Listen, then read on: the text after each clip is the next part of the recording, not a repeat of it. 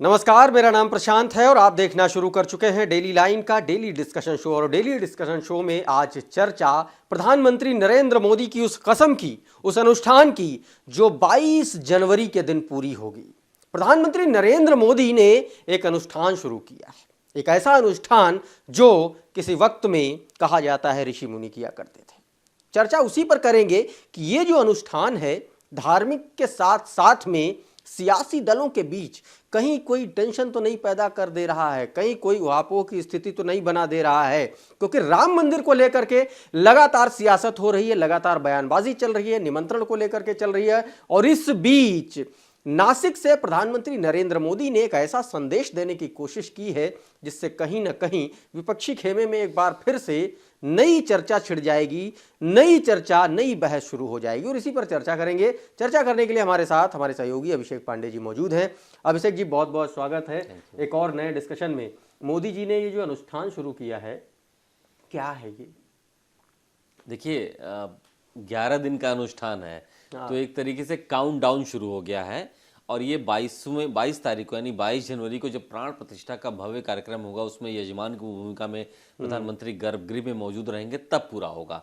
तो आज पहला दिन है और आपको हर एक दिन कुछ नया देखने को मिलेगा। आप ये मान के चलिए, आज पहला दिन था। आज कहाँ थे प्रधानमंत्री? आज नासिक में पंचवटी में थे, जहाँ पे भगवान श्री राम ने जब वनवास का समय था, एक लंबा वक्त वहाँ गुजारा था, तो वहाँ का एक्सपीरियंस उन्होंने लिया है। उन्होंने आज सुबह एक ऑडियो भी जारी किया और कहा कि भाई ऋषि मुनियों की जो तपस्या रही है उसका प्रतिफल मिलना चाहिए, तो वो भी उसी रास्ते पर चल रहे हैं। दक्षिण भारत में मौजूद थे, आप समझिए नासिक में, वहाँ से बहुत कुछ मैसेज उन्होंने दे दिया है। तो हर दिन 22 जनवरी तक कुछ ना कुछ नया प्रधानमंत्री नरेंद्र मोदी लोगों को दिखाते रहेंगे, देते रहेंगे।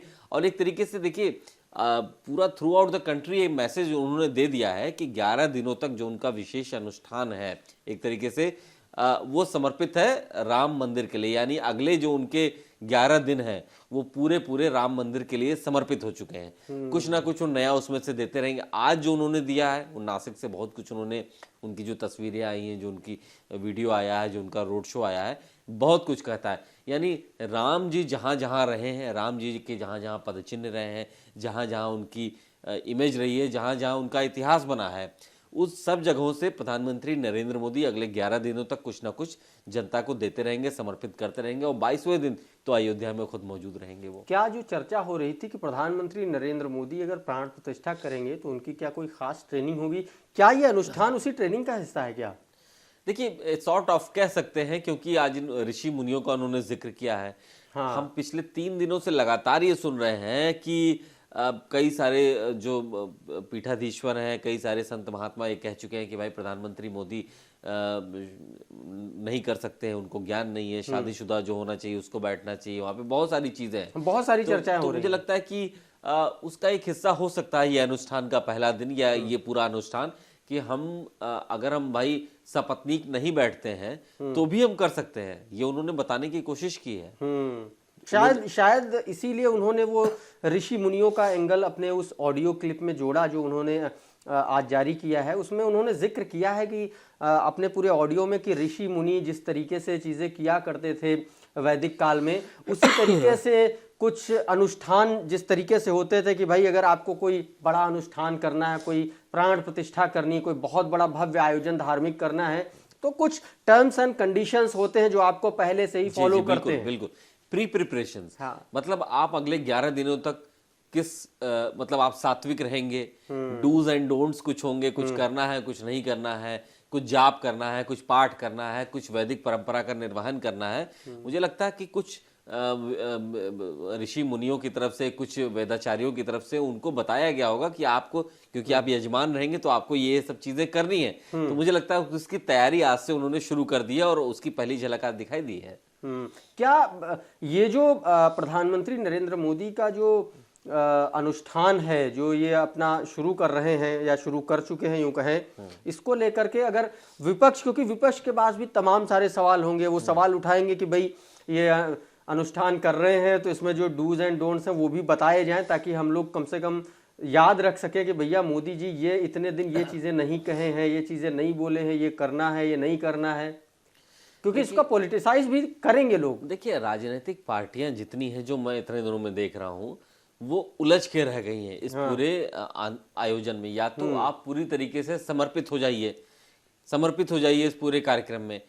आप बयान भी दे रहे हैं, आप बता रहे हैं कि हम सबसे बड़े भक्त हैं, और जाएंगे भी नहीं आप, तो आप राजनीति का शिकार हो गए हैं। जितनी राजनीतिक दल है, या फिर यूं कहें कि बीजेपी के अलावा जितनी पॉलिटिकल पार्टीज हैं, सब अगर बीजेपी का ही एजेंडा वो खुद बता रहे हैं, तो आप उसके शिकार हो गए हैं, क्योंकि आप इससे बाहर निकल नहीं पा रहे हैं। आप ही सवाल कर रहे हैं, आप ही जवाब भी दे रहे हैं, उससे बच के बाहर जा नहीं पा रहे हैं। तो आप एक नया सवाल अब ये करेंगे कि ये कौन सा अनुष्ठान है।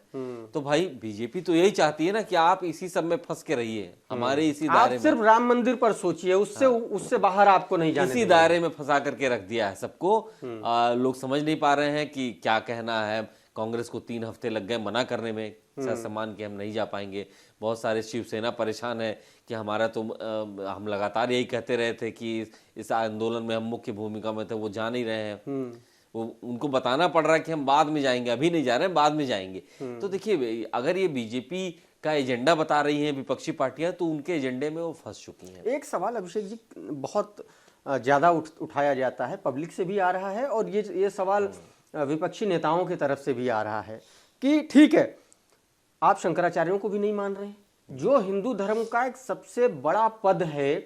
एक तरीके से अगर धीरेन्द्र कृष्ण शास्त्री के शब्दों में कहें कि जो शंकराचार्य हैं वो धर्म के, हिंदुत्व के प्रधानमंत्री हैं, और भारतीय जनता पार्टी ने एक तरीके से उनको भी पीछे छोड़ दिया कि जो शंकराचार्य कह रहे हैं वो भी गलत है, धर्म सम्मत नहीं है, शास्त्र सम्मत नहीं हो रही प्राण प्रतिष्ठा।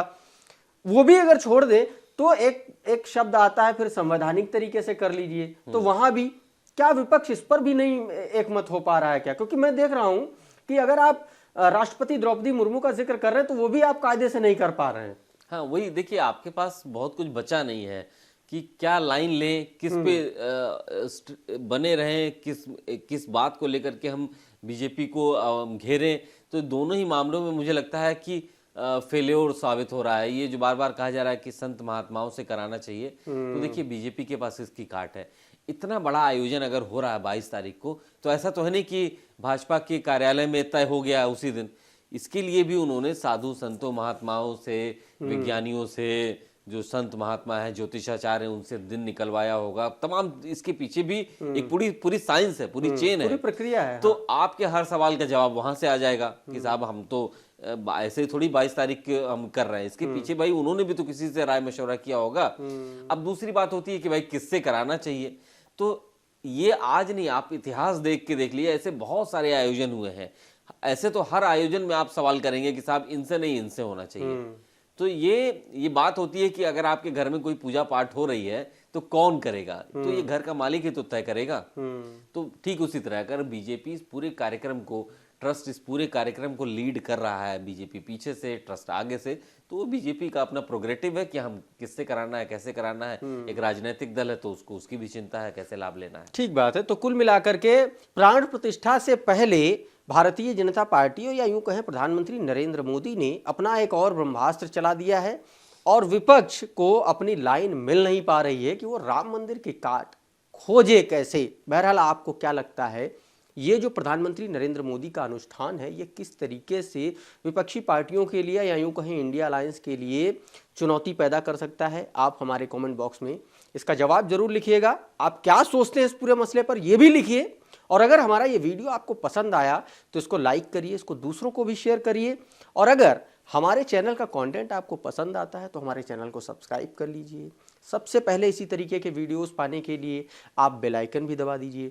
अगर आप हमारा ये वीडियो अपने फेसबुक पेज पर या किसी और हमारे डिजिटल प्लेटफॉर्म पर देख रहे हैं तो वहाँ पर हमको सब्सक्राइब कर लीजिए। हमारे प्लेटफॉर्म का नाम है डेली लाइन।